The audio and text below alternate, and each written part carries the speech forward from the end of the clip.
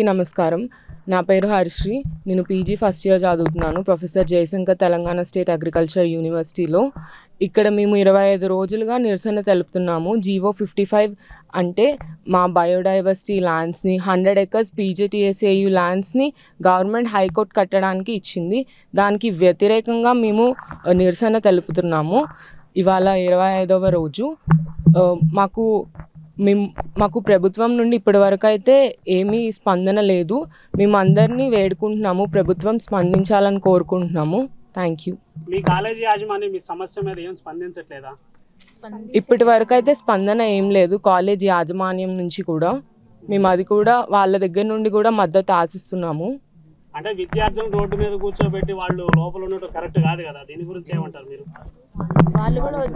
వాళ్ళు కూడా మాకు సపోర్ట్గా ఉండాలని ఆశిస్తున్నాము. పొద్దున అలానే అడ్మినిస్ట్రేటివ్ బ్లాక్ దగ్గర రిజిస్టర్ సార్ని ఇంకా డిఎస్సి సార్ని అందరినీ మేము ప్రశ్నించడం జరిగింది. వాళ్ళు రిప్రజెంటేషన్ పంపించాము అని అన్నారు. అది ఎంతవరకు జరిగిందా లేదా అనేది మాత్రం మాకు నిజంగా తెలీదు. మేము అదే అడుగుతున్నాము. అసలుకి యూనివర్సిటీ భూములు స్టూడెంట్స్ని అడగకుండా, ఇక్కడ ఫ్యాకల్టీని ప్రొఫెసర్స్ని అడగకుండా, బోర్డ్ మీటింగ్ పెట్టకుండా అసలు భూములు ఎలా ఇచ్చారు అనేది మా ప్రశ్న. అంటే మీ ఎగ్జామ్స్ ఉన్నాయి అంటున్నారు, ఎగ్జామ్స్ గురించి భయపడి మళ్ళీ ఎగ్జామ్స్కి వెళ్తారా, లేదు అంటే ఇక్కడే కూర్చొని కాలేజీ కోసం పోరాడతారా మీరు? ఎగ్జామ్స్ క్లాసెస్ అవన్నీ కాదు, ఫస్ట్ కాలేజ్ ఉంటేనే కదా ఎగ్జామ్స్ క్లాసులు మాకు నాలెడ్జ్ వచ్చేది. అదే కాలేజ్ లేకపోతే మేము ఇక్కడ ఎగ్జామ్లకి వెళ్ళడం ఎందుకు, క్లాసులకి వెళ్ళడం ఎందుకు? కాలేజ్ కోసమే మేము పోరాడుతున్నాము అందరం కలిసి. అంటే మీకు మద్దతుగా వేరే యూనివర్సిటీలు ఏమైనా యాడ్ అయినా, లేదు అంటే మీరు ఒంటరిగా పోరాడుతున్నారా? ఉస్మానియా యూనివర్సిటీ నుంచి చాలా విద్యార్థి సంఘాలు మాకు మద్దతు ఇచ్చినాయి అన్న. ఎస్ఎఫ్ఐ వాళ్ళు, స్టూడెంట్ ఫెడరేషన్ ఆఫ్ ఇండియా వాళ్ళు ప్రతి యూనివర్సిటీలో కూడా నిరసన తెలుపుతున్నారు అన్న. అన్ని యూనివర్సిటీలు, పాలమూరు యూనివర్సిటీ కానివ్వండి, మిగతా Kakatiya university, Satavahana university, ABVP విద్యార్థులు కానివ్వండి, ఎస్ఎఫ్ఐ విద్యార్థులు కానీ అందరూ మాకు విద్యార్థి సంఘాలు అందరూ అన్ని యూనివర్సిటీల నుంచి మద్దతు తెలుపుతున్నారు. అట్లనే మ్యాక్సిమం అన్ని ప్రతిపక్ష పార్టీలు కూడా మాకు మద్దతు ఇవ్వడం జరిగిందన్న. అయినా కానీ ఎందుకు ప్రభుత్వం స్పందిస్తలేదు అర్థమైతలేదు. మాకు అర్థం కాని విషయం ఒక్కటేందంటే, మా టీచింగ్ స్టాఫ్ కానీ, మా ప్రొఫెసర్లు కానీ, మా మేనేజ్మెంట్ కానీ, నాన్ టీచింగ్ స్టాఫ్ కానీ 25 రోజులైనా వాళ్ళు ఎందుకు మాకు వచ్చి సపోర్ట్ చేయట్లేరు. మేము ఇక్కడ ఇంత చేస్తుంటే వాళ్ళు వెనకాల కూర్చొని తతంగం చూస్తున్నారు. అంటే ప్రభుత్వంతో కుమ్మక్కై వాళ్ళు మా ఫ్యూచర్ని అంటే ఇప్పుడు 100 acres వచ్చింది, ఇక్కడ 100 acres పోయి హైకోర్టు వస్తుందంటే అదొకటే ప్రాబ్లం కాదన్న. చుట్టూ ఇల్లీగల్ కట్టడాలు, ఎమ్మెల్యే క్యాంప్ ఆఫీస్ కావచ్చు, అటు డీసీపీ ఆఫీస్ కావచ్చు, ఇటువైపు పెట్రోల్ బంక్ కావచ్చు, చుట్టూ ఇల్లీగల్ కట్టడాలు వచ్చేసినాయి.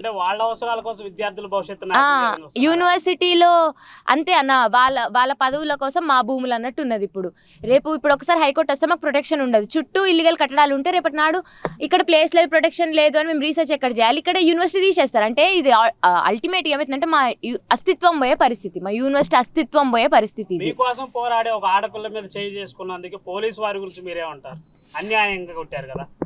అంటే అది వాళ్ళు మాకు మద్దతు ఇవ్వడానికి వచ్చారు, పీస్ఫుల్గా చేస్తున్నారు అన్న. చేస్తున్నప్పుడు వాళ్ళని చేసి ర్యాలీ తీయడానికి వెళ్ళినప్పుడు వాళ్ళని పోలీసులు పట్టుకోవడం జరిగింది.